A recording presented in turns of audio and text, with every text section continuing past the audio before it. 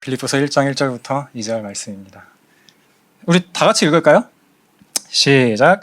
그리스도 예수의 종 바울과 디모데는 그리스도 예수 안에서 빌립보에 사는 모든 성도들과 또한 감독들과 집사들에게 편지하노니 하나님 우리 아버지와 주 예수 그리스도로부터 은혜와 평강이 너희에게 있을지어다. 아멘. 그리스도 예수의 종 바울과 디모데는 그리스도 예수 안에서 빌립보에 사는 모든 성도와 또한 감독들과 집사들에게 편지하노니 하나님 우리 아버지와 주 예수 그리스도로부터 은혜와 평강이 너희에게 있을지어다. 아멘. 네. 제가 지금 설교가 이제 세 번째인데요. 딱 서서 보면은 약간 나눠집니다. 이렇게 이 청중들의 표정과 이런 게 너무 잘 보이는데요. 찬양 인도할 때보다 더 잘 보이는 것 같아요. 근데 이제 약간 이렇게 염려의 눈빛과 저보다 더 긴장하시는 눈빛들, 흔들리는 눈빛들이 보이는데, 네, 뭐든 다 좋습니다.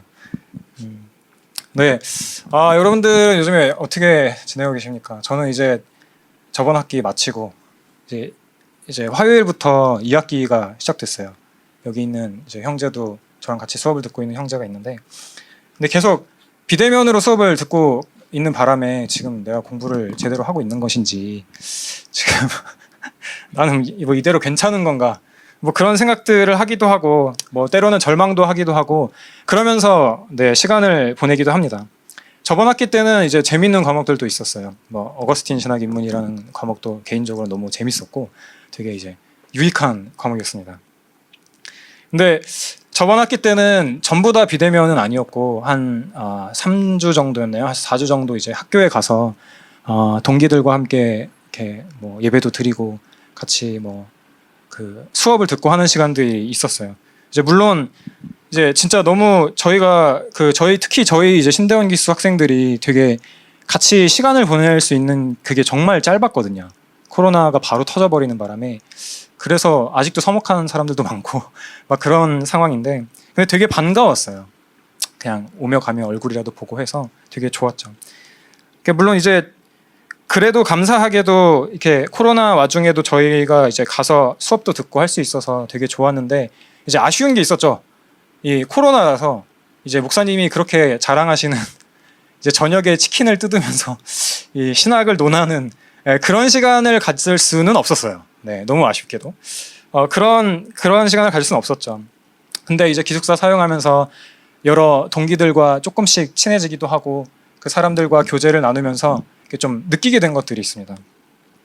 참 대단한 사람이 많다. 뭐 이런 것도 느꼈지만 동시에 느낀 거는 이제 같이 공부하는 사람들이 일종의 어떤 종류의 그 두려움을 갖고 있다는 거였어요. 저도 역시 마찬가지였거든요. 그래서 그게 뭐였냐면은 신대원 절반이 끝났는데 절반이 끝났더라고요. 벌써 절반이 끝났어요. 네, 그랬는데 갑자기 예전에 목사님이 해주신 그 설교 중에 하나가 생각나네요. 겨우 내가 되겠지. 이게 갑자기 왜 생각나는지 모르겠는데 네, 절반이 끝났어요. 신대원 절반이 끝났는데 나는 좋은 사역자가 될 수 있을 것인가? 나는 앞으로 이제 어떤 이 나머지 절반의 그 신학 공부가 끝나고 나면 신대원에서의 공부가 끝나고 나면 나는 과연 어떤 사역자가 돼 있을 것인가? 이렇게 생각을 할 때에 되게 이제 절망적인 부분들이 많았죠. 이 정말 과연 어떻게 이렇게 해가지고 과연 되는 건가 싶은 생각들도 참 많았어요. 이 절망하는 마음 가운데에는 그런 마음도 있었죠. 나는 앞으로 복음을 잘 전할 수 있을까? 사회 속에서 성경이 말하는 복음을 잘 지켜내면서 사람들에게 담대히 외칠 수 있을까? 나는 사람들을 잘 목양할 수 있을까? 이제 몇 주 전에는 이제 성적 공개 기간이었는데 이 성적으로 괜찮은 걸까? 이대로 괜찮은가? 네. 돌이켜서 생각을 해보니까 그 많은 생각들과 절망들과 후회들 가운데에는 인정 욕구가 숨어 있다는 것들을 발견하게 됐어요. 내가 원하는 게 되게 인정받고 싶구나. 나는 성공하고 싶은가 보다. 되게 이제 아닌 듯한 표정으로 여러분들을 보고 있겠지만 되게 그런 마음들이 있는 거예요, 저한테도. 그래서 인정받는 것 자체가 나쁜 건 아니죠. 뭐 서로 인정해주고 아껴주고 하는 건 좋지만 어느새 이제 제 마음 가운데 그런 그 인정 욕구가 사로잡혀가지고 뿌리 박혀 있어서 마치 제가 인정의 노예가 된 것 같은 그런 기분이 든 적도 있었어요. 마치 그거 없이는 못 살 것 같은 사람처럼 말이죠. 저는 이제 저의 얘기를 설교를 시작하면서 잠깐 나눴지만 여러분들 중에서는 이미 공감하고 있는 분들도 계실 거고, 여러분들이 다니는 회사에서나 혹은 여러분들이 열심을 다해 섬기고 있는 가정에서나 혹은 여러분들이 학생이라면 학교에서나 여러분들의 성취를 인정받으려고 하는 그런 계획들이 틀어질 때에 쉽게 분노하거나 혹은 과도하게 낙담하거나 절망하는 일들을 분명히 경험해 보셨을 거라고 생각합니다. 이런 종류의 감정들이 왔다 갔다 하는 것은 우리들의 삶에 비일비재합니다. 앞으로도 많겠죠. 네, 인정욕구뿐만 아니라 사랑을 찾고자 하는 그런 것에도 똑같이 일어납니다. 여러분, 팀 켈러 목사님이 내가 만든 신에서 쓰신, 팀 켈러 목사님이 쓰신 내가 만든 신에 나오는, 마음이 왜 급할까요? 셀리의 이야기를 많이 들어보셔서 아실 겁니다. 잠시 소개해 드릴게요. 내가 목회 초기에 만났던 셀리는 미인으로 태어난 게 불운이 되었다. 어려서부터 그녀는 신체적 매력으로 힘을 휘두를 수 있음을 알았다. 처음에는 셀리 쪽에서 남을 조종했지만 결국은 남에게 조종당하는 신세가 되었다. 아무 남자하고든 사랑에 빠져 있지 않으면 자신이 무력한 투명인간처럼 느껴졌다. 결코 홀로 있지 못했다. 그 결과 셀리는 폭력을 행사하는 남자들과의 관계를 유지했다. 그녀는 자신이 사랑받는다는 감각이 없을 때 절망했습니다. 그래서 그 간격을 채우지 못하고 혼자 있기를 두려워하면서 사랑이 자신의 마음대로 되지 않을 때에 자기를 희생하는 방식으로 구타하는 남자들과의 관계마저도 계속 유지했던 것입니다. 셀리의 이야기는 사실 연인 사이의 이야기지만 우리는 이렇게 상대방에게 종속되는 관계, 그러한 경험이 꼭 연인 사이에서 일어나는 것만은 아니라는 것들을 되게 잘 알고 있습니다. 사람과 사람 사이에, 친구들과의 관계에서도 상대방에게 좋은 사람으로 보이고자 하는 노력들이 오히려 잘 안 되고 서먹해졌을 때 우리는 절망하고 공허함을 느끼기도 합니다. 잘 생각해보면 사람들로부터 인정을 받는 것 좋은 거고 기쁜 일이에요. 사랑을 주는 것, 사랑을 받는 것, 그 모두 다 아주 좋은 일입니다. 상대방에게 좋은 사람으로 보이는 것도 우리가 갖춰야 될 또 매너가 있고 배려 넘치는 것들 다 필요한 것이죠. 명예를 얻는 것들, 또 돈을 버는 것들 다 우리가 살아가는 데 있어서 필요한 것들입니다. 하지만 이런 것들로 인해서 우리가 주체할 수 없이 분노하거나 불안해하거나 낙심에 빠져버리는 것은 왜일까요? 우리는 때때로 우리가 의지하고 우리가 얻으려고 하는 그것들이 우리에게 주어지지 않을 때에 쉽게 분노하곤 합니다. 우리들의 삶을 되게 가치없다 여기기도 하죠. 인정과 사랑, 우정과 같은 것들은 좋은 것입니다. 하지만 이것들이 우리들을 지배해 버릴 때에 이것들로 인해서 우리가 지나치게 두려워한다면 우리는 그저 좋은 것들을 얻으려고 한 것, 좋은 인정을 얻으려고 한 거고 좋은 사랑을 얻으려고 한 거고 좋은 우정을 얻으려고 한 것인데 우리 자신을 인정에게 던져버리는 행위들을 스스로 하게 돼요. 사랑에게 던져버리고 우정에게 우리 자신을 던져버리게 됩니다. 이러한 행동들은 사실상 그것들이 우리를 지배해 버리는 것입니다. 그렇기에 우리는 그러한 상황 가운데에서 분노하기도 하고 낙심해하기도 하고 불안해하기도 하는 것이죠. 이에 팀 켈러 목사님은 이렇게 말합니다. 무엇이든 우리를 지배하는 것이 우리의 주인이다. 권력을 구하는 사람은 권력에 지배당하고 사람에게 받아들여지기 원하는 사람은 좋아하는 사람에게 지배당한다. 우리는 스스로를 지배하는 게 아니라 자기 삶의 주인에게 지배당한다. 아까 말씀드렸던 셀리는 무엇의 종이 되었던 것입니까? 학교에서 두려움에 떨던 저는 무엇의 종이 되어 있었을까요? 어떤가요, 여러분? 여러분들은 지난 한 주 가운데 혹은 지난 삶 가운데에 살아오면서 여러분들을 지배하고 있었던 것, 지배당하고 있었던 것은 무엇입니까? 여러분은 무엇에 가장 민감해하시며 무엇에 쉽게 분노하시고 무엇이 없을 때에 상상만으로도 괴로워하십니까? 인정이 될 수도 있고 명예가 될 수도 있고 돈이 될 수도 있고 상황을 통제하고자 하는 그러한 욕심이 될 수도 있겠죠. 우리는 우리가 살고 있는 사회에서 자기 자신을 홍보하는 우상들을 봅니다. 더 많은 인정이, 더 많은 명예가, 더 많은 돈이, 더 많은 관계가 너가 너의 삶의 주인이 되는 것이 참으로 너를 행복하게 할 거야. 그러니 이것들을 잡으세요. 마지막 기회입니다. 지금 이걸 잡지 않으면 더 완벽하게 이걸 이루지 못한다면 당신은 저 인간보다 덜 행복하게 됩니다라고 우리한테 계속 말해주는 것 같다고요. 이렇게 좋은 것들이 우상으로 둔갑해서 우리들의 삶을 지배하게 될 때에 우리는 우상들의 노예가 돼버립니다. 처음에는 그 좋은 것들로 좋은 것 자체들을 누리고 즐거워할 수 있었지만 점점 그 우상들이 우리들의 삶을 지배하게 되면서 목줄을 스스로 내주는 것 같은 그러한 일들이 일어나게 되는 것이죠. 처음에는 우리가 돈을 원했지만, 돈을 소유했지만 점점 돈이 우리를 소유하게 됩니다. 인정 욕구가 우리를 소유하게 되는 그러한 모습들이 우리 삶 가운데에 보이게 되는 것이죠. 한번 생각해 보세요. 여러분들은 무엇에 잠식당하고 있습니까? 무엇이 여러분들을 지금 가장 많이 소유하고 있습니까? 여러분들은 무엇을 바라보면서 살아가고 계십니까?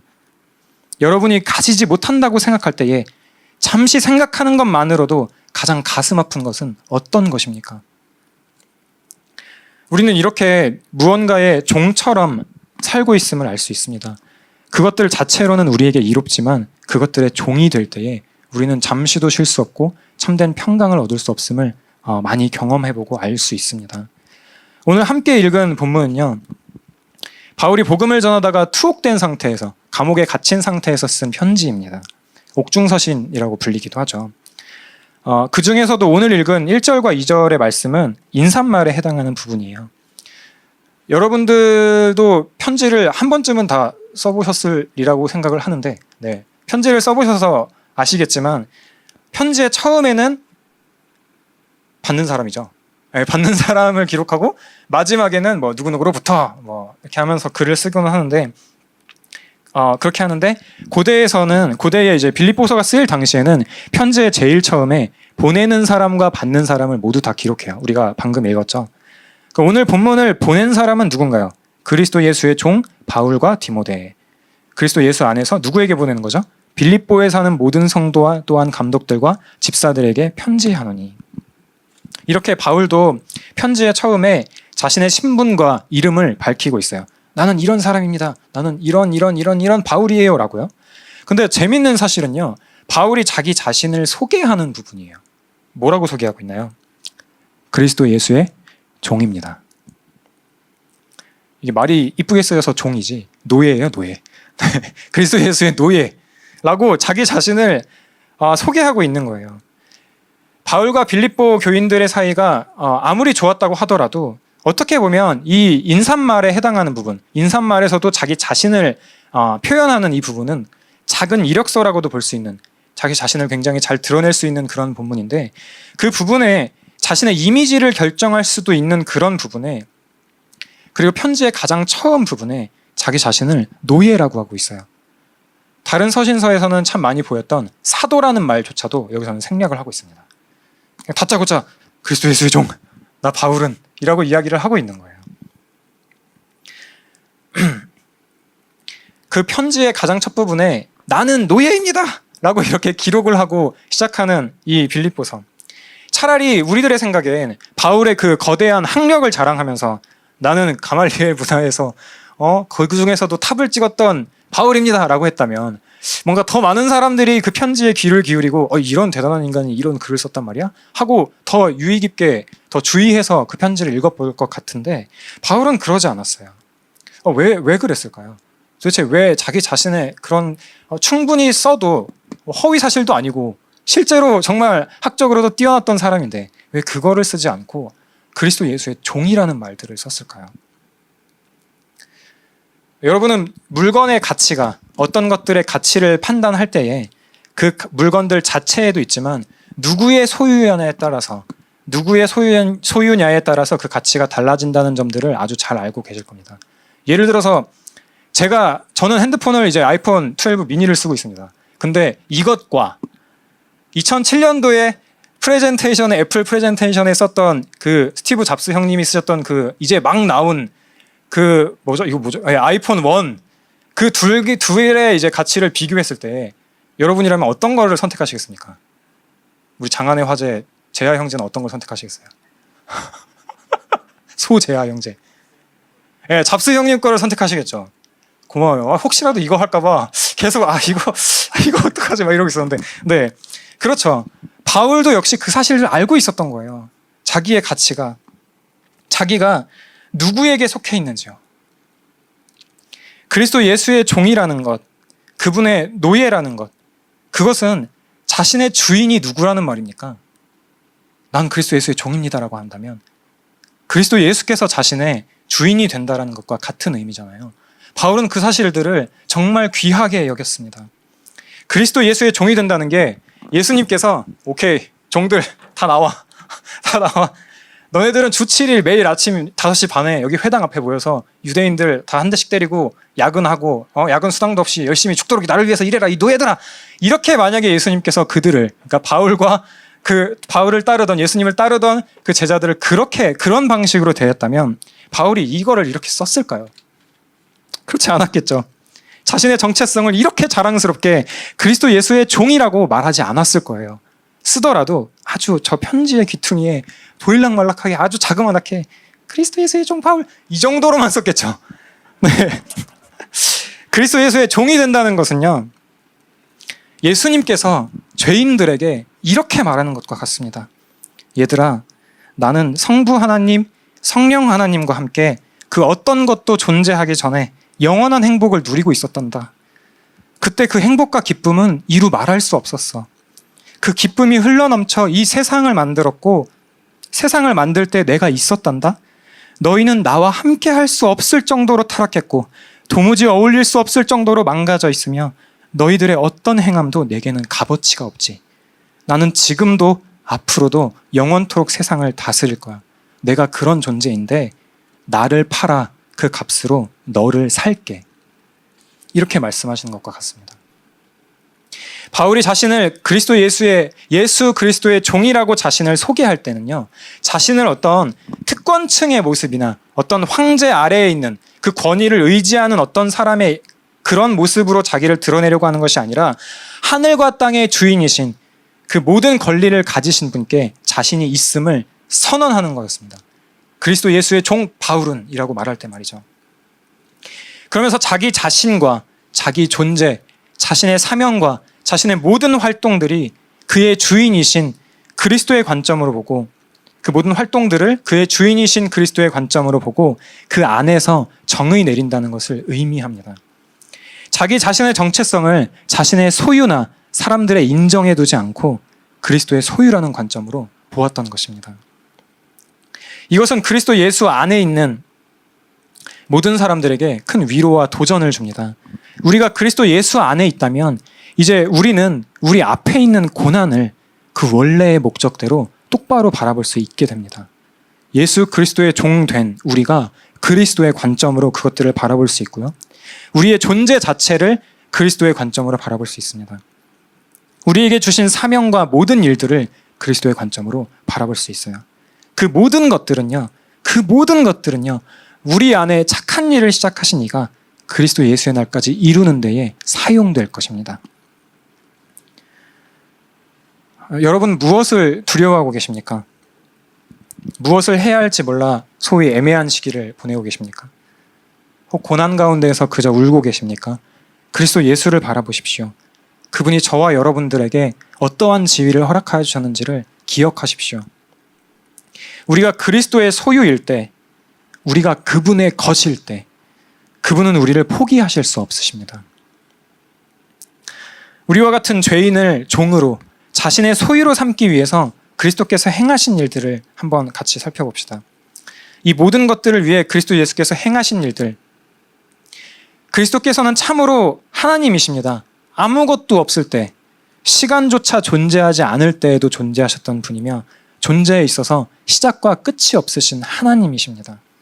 하나님이신 예수 그리스도께서는 이 땅에 오시되 약하디 약한 인간으로 오셨습니다. 빌립보서 2장 5에서 8절입니다. 너희 안에 이 마음을 품으라. 곧 그리스도 예수의 마음이니 그는 근본 하나님의 본체시나 하나님과 동등됨을 취할 것으로 여기지 아니하시고 오히려 자기를 비워 종의 형체를 가지사 사람들과 같이 되셨고 사람의 모양으로 나타나사 자기를 낮추시고 죽기까지 복종하셨으니 곧 십자가에서 죽으심이라. 그분은요, 그리스도 예수께서는요, 그 어떤 자로도 잴 수 없고 그 어떤 것으로도 무게를 달 수 없으며 측량이 불가능한 분이시지만 그 모든 것들이 가능한 수준으로 낮아지셨습니다. 그분이 가지신 형체는 무엇입니까? 종의 형체였습니다. 그분은 사람들과 동일하게 되셔서 사람의 모든 것들을 이해하십니다. 우리가 져야 할 죄의 짐을 대신 지시고 죄가 되어 십자가에서 죽으셨습니다. 죽으시고 부활하신 예수 그리스도께서는 우리가 그분의 피조물이며 그분의 종임에도 오히려 우리를 섬겨주십니다. 우리의 정체성을, 우리를 잠식한 것들에 두려워할 때에 우리를 도와주시고 우리가 두려워할 때에 그분의 영으로 우리를 도우십니다. 제 생각에 이제 여기 계시는 분들은 이제 오후 예배 설교를 다 들으셨을 것 같아요. 금요 예배까지 올 정도의 분들이라면. 네. 오후 예배까지는, 네. 그러니까 저번 오후 예배 기억나시나요? 저번 주에. 사실 저는 잘 기억이 안 나요. 왜냐면은 저번에 그런 얘기를 했어요. 목사님이 딱 거기서 이제 제가 이제 안 들리기 시작했는데 갑자기 분립개척 얘기를 하시면서 저한테 이제 제가 저쪽에 이제 쪼그려가지고 이제 조용히 이러고 있었는데 물어보셨어요. 오갈 전사님 어디로 가실 거냐고 딱 요만큼 나오셔가지고 말씀하셨는데 이제 저는 이제 아무 생각 없이 해와라고 답을 했죠. 그냥 뭐라도 빨리 답해야 설교가 빨리 끝날 거 아니에요. 그랬는데 당장 그 얘기를 듣고 그 이후에 아무 소리가 안 들리는 것 같은 거예요. 뭔가 저쪽에서 쭈그려서 이렇게 딱 목사님을 보고 있는데 목사님이 입술이 계속 움직이는데 왜 아무것도 안 들리지? 이러면서 마치 그 이렇게 삐 하는 소리 들리면서 아무것도 안 들리는 것 같을 때 있잖아요. 그렇게 들리는, 그렇게 이렇게 뭔가 멍하게 되는 거예요. 되게 이상한 경험이었어요. 그 생각을 해봤죠. 나 왜 그랬지? 왜 아주 막 열정적이게 해와라고 답해놓고서는 왜 저렇게 아무것도 못 들리고 멍하고 있었지? 근데 이제 생각을 해봤을 때 저는 되게 두려워했던 것 같아요. 나는 그곳에서 똑같은 또 두려움이죠. 나는 그곳에서 어떤 교회를 만들어 갈까? 나는 어떤 교회를 만들 수 있을까? 내가 진짜 만약에 해와에 가게 된다는 말이죠. 나는 목회자로서 어떤 일들을 얼마나 잘 수행해낼 수 있을까? 설교를 준비하면서 다시금 제가 그리고 그리스도의 교회가 그리스도의 소유며 그분의 것이고 제가 그리고 우리가 그리고 교회가 그분의 종이 된다는 사실에 또한 깊은 안심이 되었습니다.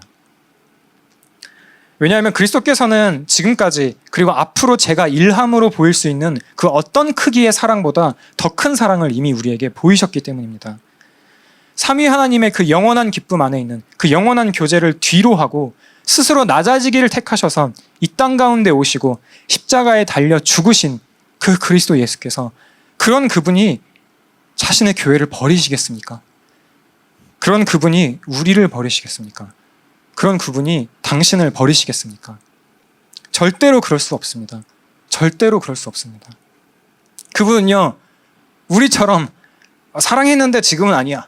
마음이 변하시는 분이 아니십니다. 회사에서 여러분들을 평가하듯 인사고가에 여러분들을 다 달아놓고 이렇게 저울질하시는 분이 아니라고요.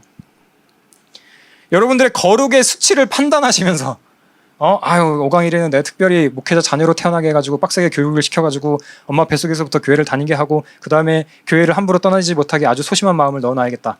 그래서 그런 사람으로 빚어가가지고 그래도 안 되겠네. 이 녀석은 성장부터 처음부터 글러먹었어. 신대원에 보내야겠다.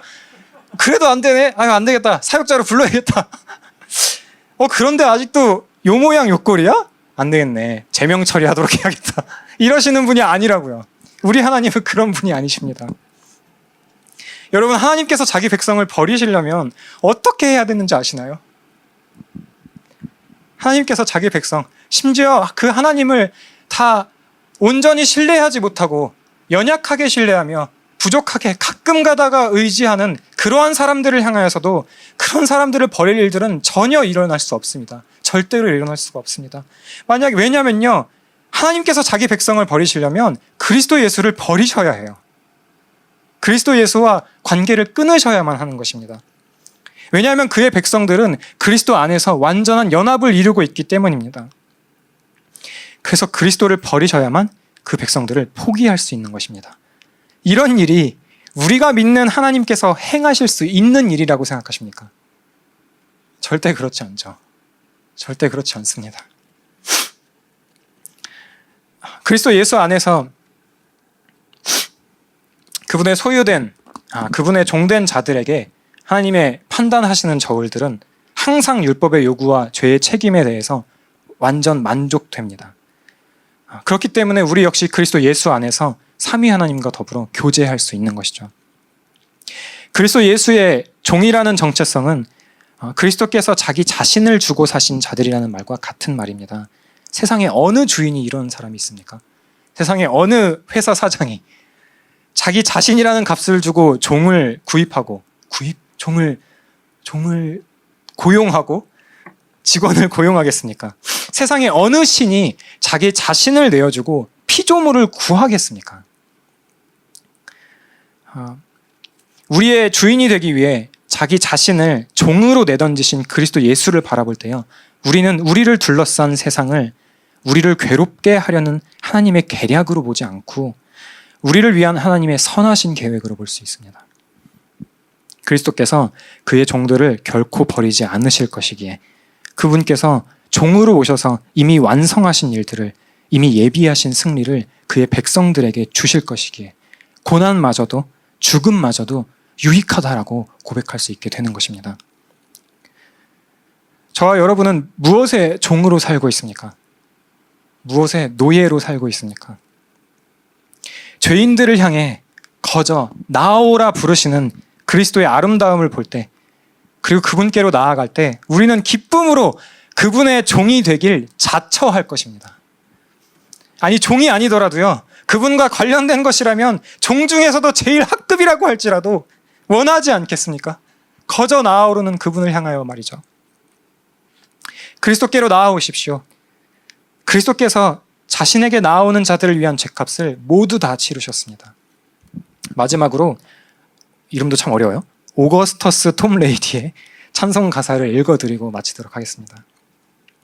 하나님께서는 값을 2번 요구하지 않으시리니 피 흘리시는 보증의 손에서 받으신 값을 나의 손에서 다시 찾지 아니하시리로다. 완전한 속죄를 주께서 다 이루셨도다. 주의 백성이 빚진 모든 것 마지막 한 입까지 다 갚으셨나이다. 내 영혼아 안식하라. 지극히 높으신 대제사장의 공로가 화평과 자유를 말씀하시노라. 그리스도의 능력의 보혈을 신뢰하며 하나님께 내어 쫓길 것을 두려워 말라. 예수님께서 너를 위해 죽으셨기 때문이니라. 기도하겠습니다.